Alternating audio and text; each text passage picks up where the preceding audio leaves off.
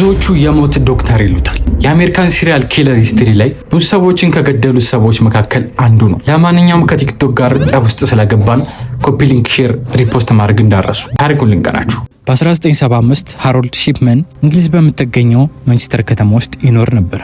ሃሮልድ ወጣት እያለ እናቱን እያያት በካንሰር ታማ ፊት ለፊቱ ነበር የሞተችው። ከመሞቷ በፊት ግን በጣም ህመሟ ያሰቃየ ስለነበረ ዶክተሮች እየመጡ ለህመሟ ማስታገሻ ሞርፊን ይወጓት ነበረ።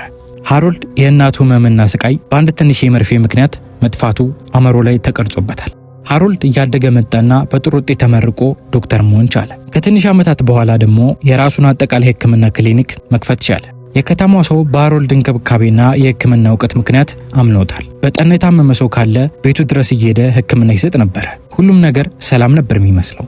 ከነዚህ ስራዎቹ ጀርባ ግን ሃሮልድ የታካሚዎቹን መሞትና መኖር እየወሰነላቸው ነበረ። በብዛት ይህን ነገር የሚያደርገው በእድሜያቸው ገፋ ያሉ ሰዎች ላይ ነበረ። ቀላል የሚባል ህመም ታመው ከፍተኛ የሄሮይን መጠን ያለው ዲሞርፊን ይወጋቸዋል። መድኃኒቱም ታካሚዎቹን ቀስ እያለ ወደ ሞት ይወስዳቸዋል። የታካሚዎቹ ቤተሰቦች አይጠረጥሩትም። የሞት መንስኤ ከእድሜ መግፋት ጋር የተያያዘ እያለ ፈርሞ ሪፖርቶቹን ያስቀምጣል። በእንደዚህ አይነት መልኩ ዓመታት አለፉ። ሃሮልድ ራሱን ልክ እንደ ሞት መልአክ እያየ መጣ። እንዲሞቱ ከወሰነ ከመጠን በላይ መድኃኒት እየሰጠ ይገላቸዋል። የሆነ ጊዜ እንደተለመደው ለማከም ሀብታም እድሜዋ ገፋ ያለች ሴት ጋር ቤቷ ይሄዳል። እንደለመደው ከፍተኛ መጠን ያለው መድኃኒት ሰጣትና ሀብቷን በሱ ስም እንዳዘዋወረችው የሚያሳይ ወረቀት ላይ እንደምንም ብሎ ያስፈርማታል። ሀብታሟ ሴት ግን ሴት ልጅ ነበራት። ሀብቷን ለሱ እንዳዘዋወረችለት ስታይ ደነገጠች።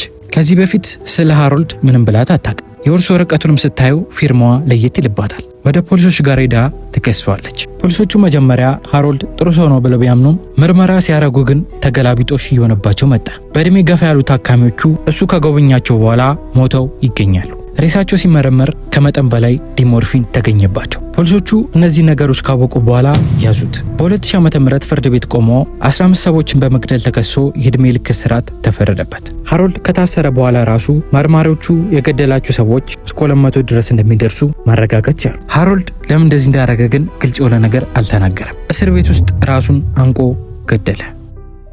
አስቡት 200 ሰው ማለት በኤአይ ጄኔሬት ተደርጎ እነዚህን ያከላል። የእናንተን አላቅም ግን በጣም ብዙ ሰዎች ነው የሚታዩ። ይህ ሰውዬ ተስገብግበው ይዛችን ሴት ብር ለመውሰድ ባይሞክር ኖሮ ይሄኔ አያዝም ነበረ። ቁጥሩም ከዛ በላይ ሊሆን ይችል ነበር። ለምን ያደረገው ይመስላችኋል? እስቲ ኮመንት ላይ ንገሩ።